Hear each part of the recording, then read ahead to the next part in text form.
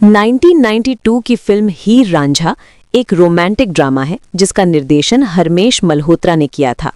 इसमें मुख्य भूमिकाओं में अनिल कपूर दीधो या रांझा, श्रीदेवी हीर, शम्मी कपूर हीर के पिता और अनुपम खेर कायदो या कैदो ने अभिनय किया है।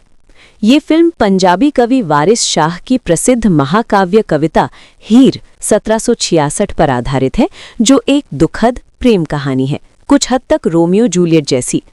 फिल्म की शुरुआत दो परिवारों के बीच पुरानी दुश्मनी से होती है। दीधो और हीर बचपन के दोस्त और प्रेमी हैं, लेकिन पारिवारिक झगड़ों की वजह से वे अलग हो जाते हैं। दीधो का परिवार और हीर का परिवार, चौधरी परिवार, आपस में दुश्मनी रखते हैं।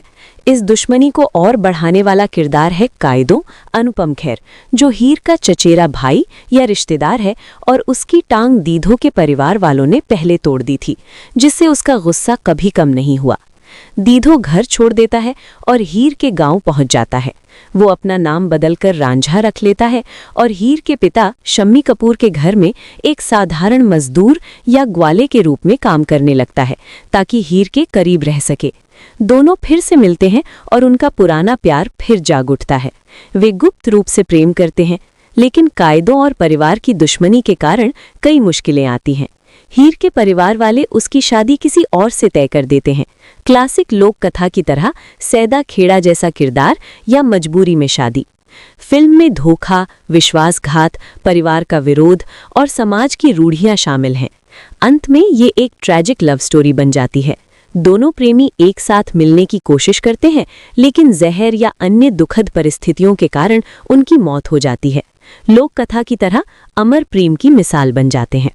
ये फिल्म क्लासिक फोक टेल को बॉलीवुड स्टाइल में पेश करती है, जिसमें अनिल कपूर और श्रीदेवी की जोड़ी काफी लोकप्रिय हुई थी। फिल्म का अंत काफी भावनात्मक है। सालों की जुदाई के बाद हीर और रांझा फिर से मिलते हैं, लेकिन उनके मिलन को समाज स्वीकार नहीं करता। कैदो अपनी साजिश के तहत हीर को जहर दे देता है। जब रांझा को पता चलता है कि हीर मर गई है, तो वो भी वही जहर खा लेता है। अंत में दोनों प्रेमी इस दुनिया में तो नहीं मिल पाते, लेकिन उनकी रूहें हमेशा के लिए एक हो जाती हैं। संगीत। इस फिल्म का संगीत लक्ष्मीकांत प्यारेलाल ने दिया था और इसके गाने जैसे रब ने बनाया तुझे मेरे लिए काफी लोकप्रिय हुए थे। अभिनय। श्रीदेवी और अनिल कपूर की केमिस्ट्री को काफी सराहा गया था। हालांकि ये फिल्म बॉक्स ऑफिस पर उतनी बड़ी हिट नहीं रही जितनी 1970 की हीर रांझा थी। राजकुमार वाली। हालांकि हीर रांझा की कहानी सदियों पुरानी है, लेकिन इसे सबसे प्रसिद्ध रूप में 18वीं शताब्दी के सूफी कवि वारिस शाह ने लिखा था। उन्होंने इसे किस्सा के रूप में लिखा, जिसे हीर वारिस शाह कहा जाता है। ये कहानी केवल एक प्रेम कथा नहीं है, बल्कि इसे ईश्वर यानी परमात्मा और आत्मा के मिलन के रूपक के रूप में भी देखा जाता है। कहा जाता है कि हीर और रांझा की मज़ार आज भी पाकिस्तान के झांग शहर में स्थित है।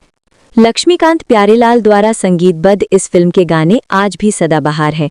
रब ने बनाया तुझे मेरे लिए, ये फिल्म का सबसे मशहूर गाना है, जिसे लता मंगेशकर और अनवर ने गाया था। इसमें श्रीदेवी और अनिल कपूर की केमिस्ट्री बहुत सुंदर दिखाई गई है। रांझा रांझा करते करते, ये गाना सूफीवाद से प्रेरित है, जिसमें प्रेमी अपने प्रिय के ध्यान में खोकर खुद को भी वही समझने लगता है। आजा वे माही, ये विरह का एक दर्दनाक गीत है। 1992 की फिल्म के अलावा इस कहानी पर कई और फिल्में भी बनी हैं। हीर रांझा 1970, ये फिल्म ऐतिहासिक मानी जाती है क्योंकि इसके पूरे संवाद शायरी यानी पद्य में लिखे गए थे। इसमें राजकुमार और प्रिया राजवंश ने काम किया था। मन 1999, इस फिल्म का गाना मोहे आई ना जग से लाज भी इसी लोक कथा की परंपरा से प्रभावित है। फिल्मों में अक्सर अंत को थोड़ा बदल दिया जाता है या उसे अधिक नाटकीय बनाया जाता है, लेकिन मूल लोक कथा में कैदो यानी हीर का चाचा हीर को खाने में जहर दे देता है और उसकी मौत की खबर सुनकर रांझा भी अपने प्राण त्याग देता है। ये कहानी अमर प्रेम का प्रतीक बन गई है।